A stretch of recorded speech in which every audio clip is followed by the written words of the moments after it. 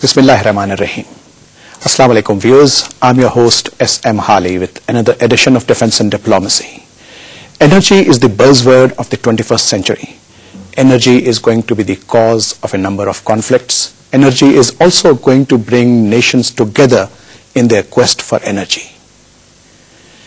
The topic under discussion in our program today is TAPI, the Turkmenistan, Afghanistan, Pakistan and India gas pipeline. What is its efficacy? What are its prospects? And are there any caveats attached to it? To discuss this, we are honored to have in our studio today two very eminent panelists, Dr. Shaukat Hameed Khan, who is an energy specialist and doesn't need any introduction. Welcome, sir. Thank you. And we have with us Major Mujtaba, who is an expert on the Central Asian states. Welcome, sir. Thank you. Sir, how do you look at this project? There are 4 or 5 aspects one can examine this project from. One is the pure technical aspects. There's a pipeline, there's a source of gas, there are users, and we look at the whatever is involved in delivering gas from one place to another. Issues of costs. Is it really going to be, let's say, affordable? Time frames. Issues of security. And ultimately it boils down to what you said, a peace pipeline, or is it maybe something else? One has to, as you rightly said in the beginning, energy is a great game in this part of the century.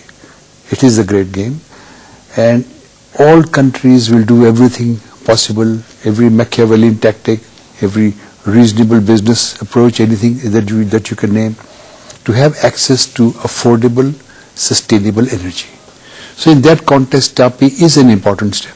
It meets some of Pakistan's needs, but I don't think it meets much of Pakistan's needs. We'll just come back to that, sir. Could you share with us the brief history of this project? Well, the history of this project is because initially we were all swinging towards Iran, and which makes more sense in a way because next door neighbor. But due to American pressures, and then of course the instability in Afghanistan. But so as far as back as 1995 we had gone and signed an agreement with Turkmenistan.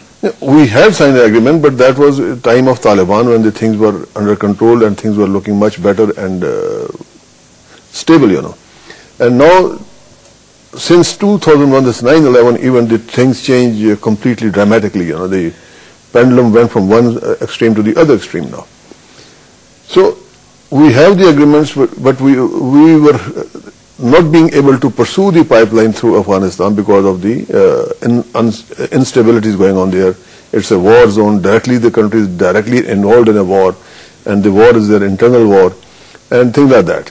But today I was reading that Karzai has given an assurance to Pakistan that they have sorted out certain things with the Taliban, you know, in Afghanistan, that they will not damage or blow up this pipeline if it is allowed to go through.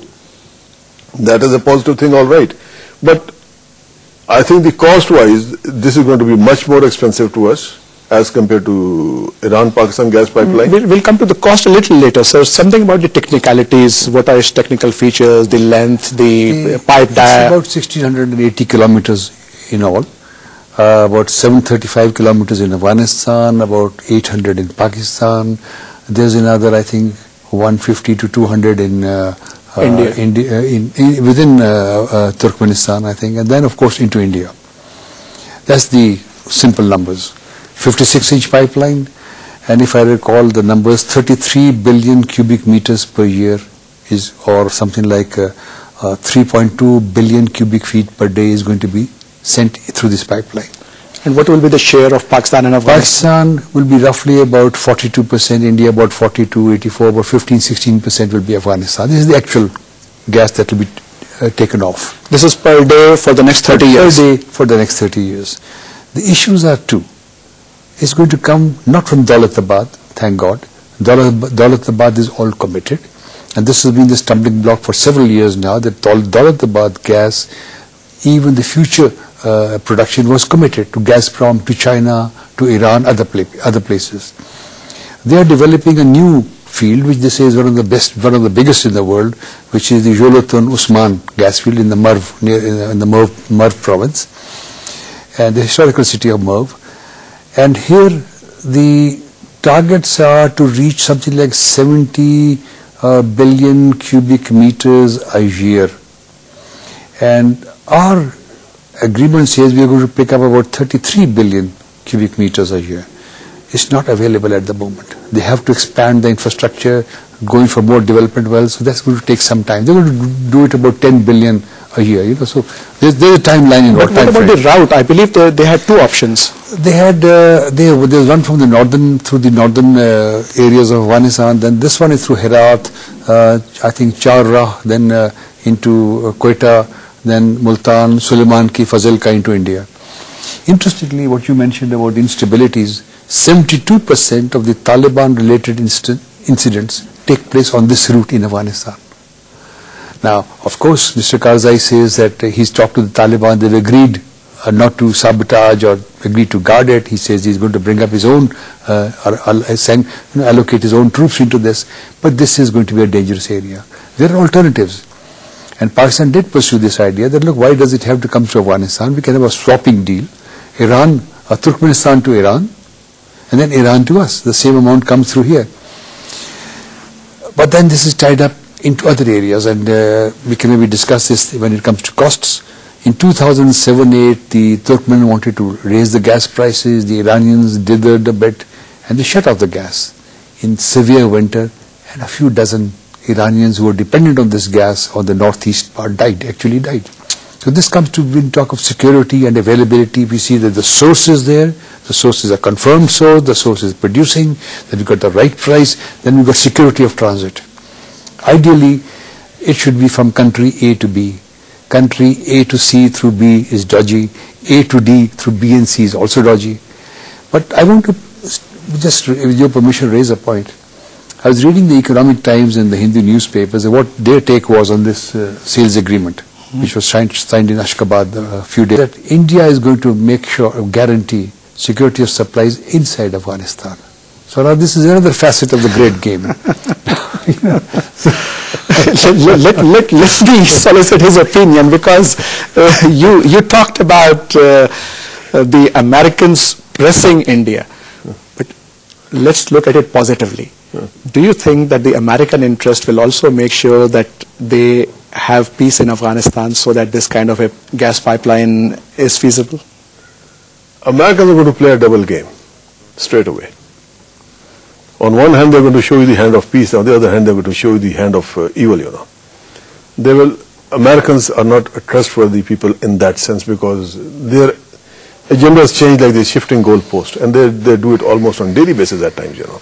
But say, end of the day, it is economy which derives these things, and if they have economic interest, like Unicol was there initially and so on, so now they must be having economic interest in this. They do have economic interest, but the point is this, then they would like, because anything and everything, because American investment is coming into India, which is produced there, then they must be able to shift it from, transport it from India into Central Asia via Pakistan. Now, you see, Pakistan has got to see many things from its own angle, because that transportation of the American goods produced in India into Central Asia and beyond, would it be some real genuine trade goods, or would it be something else also? Because we have a history, containers getting lost. Where are those containers gone, and where are those weapons gone? Ultimately, those weapons and containers, they were used on us, or they are being used on us, and still we are facing all that problem because of certain things. So we cannot have a similar thing repeated again and again. So we must be very careful, and Americans are they are in a driving seat at the moment, but I think they are soon going to lose this grip also.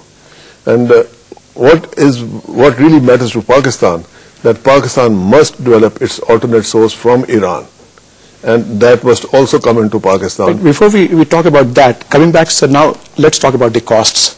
I believe you have worked out some figures. I've got some numbers. I mean, these are available, published by all the governments concerned.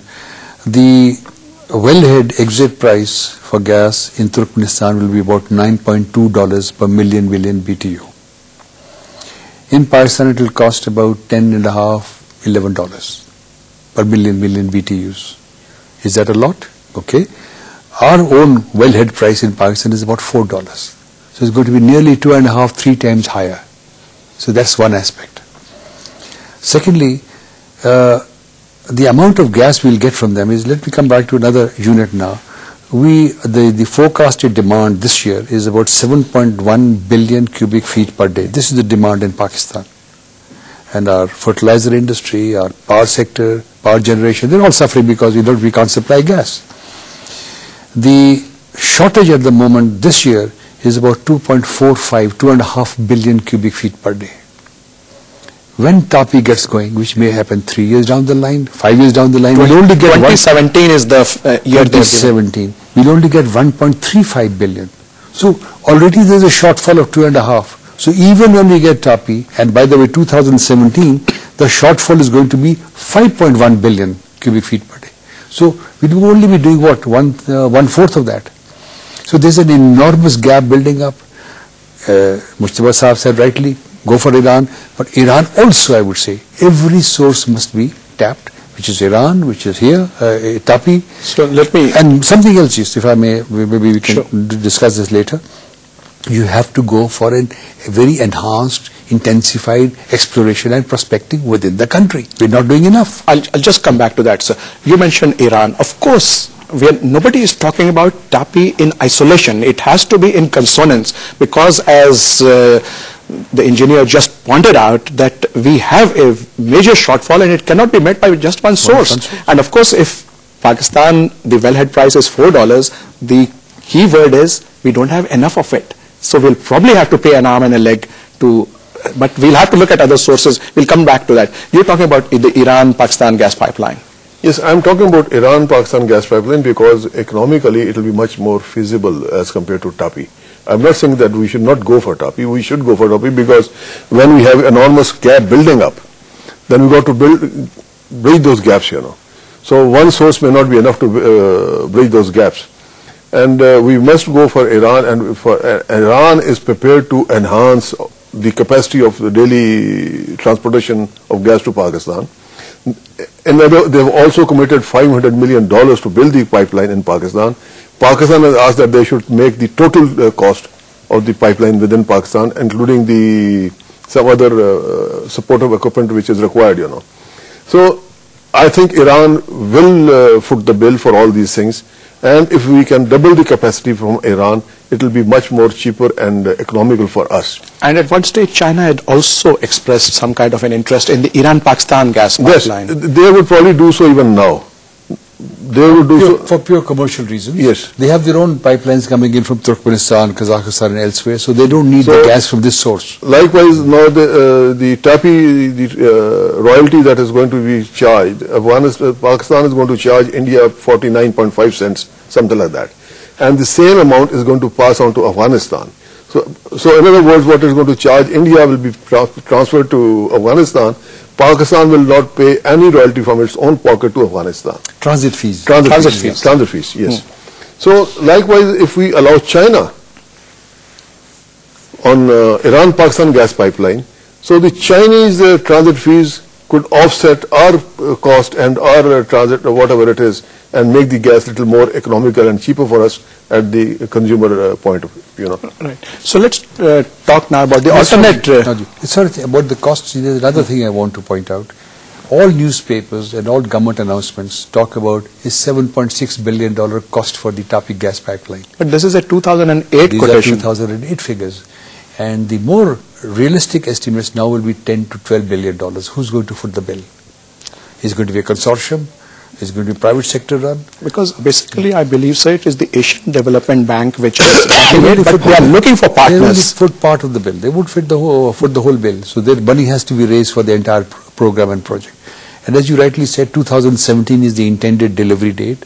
So we have a 5-6 year bad period. There's going to be acute shortage of gas now, apart from electricity. And gas, unlike others, you can have from drilling to development to production wells within 2.5-3 years. This is one area we should go in a very major way. I don't buy this argument about security aspects and so on. Look, Iraq and Kurdistan couldn't be worse. And when it comes to multinational companies, they'll operate in the most hostile environment. We haven't done enough. One solution would be, I think, which this E&P policy they're making, I believe they announced it or something, or some parts have come out, going to raise the wellhead price $6-7. Yes, that will attract a lot more investment, lot more exploration, lot more drilling. I see, but what about the alternate sources you were talking about, sir? Gas. LNG is one. Now let's look at the numbers. Qatar LNG coming to Pakistan would be about $18 per million BTU. Iran will be about 12. This is at the Iranian-Pakistan border, or 11. Add another dollar, and when it enters our T&D system. We have one of the biggest transmission and distribution systems in the world, about 9,000-10,000 kilometers of transmission lines, and another about 85,000-90,000 kilometers of distribution and service lines. A huge system, built up over 50-60 years. So it makes sense to bring in gas and push it into our system. LNG is expensive, and LNG is going to be very demand intensive now. After Fukushima, the Japanese, they've shut down, I don't know, about 60-70 reactors. They import a lot of LNG, and they're going to turn more towards LNG to fuel their economy.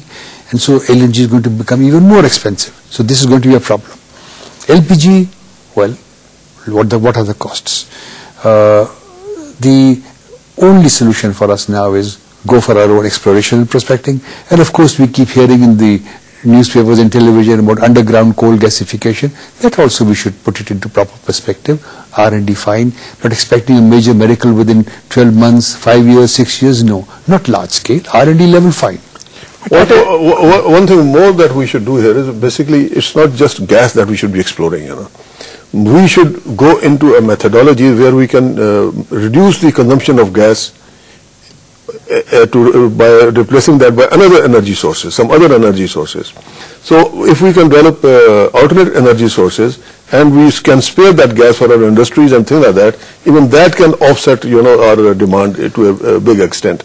But we must not be just focusing on gas exploration within Pakistan. But sir, ultimately it boils down to costs. If I had a choice to pay 10 rupees a unit for electricity or 38 costs me, I'm not going to do that. I'm going to cut down on my use of electricity. And this is one thing that's happening. CNG is another example. I personally think we should stop all CNG stations. And people have to change their lifestyles. One person in a car traveling around, I think we should find them like they do in Indonesia. They find one person entering the cities of Jakarta, they find him. So unless you got 3 or 4 people. So a lot of so we need to do a little bit of policy making.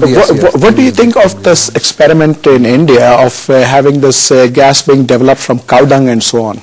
It's not a new thing. It's a very old thing. China has done it a lot. So we also tried it sometimes back.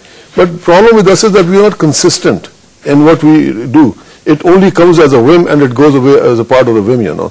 We must be consistent as a policy, and we must, if we can do that, there's a lot of cow dung available. I'm told that even human waste can contribute to this. Not only that, it's not only human waste. You see, in all the big cities, there's a lot of biomaterial lying there in different shapes. And there are a lot of studies carried out, and there are a lot of firms which are working on those.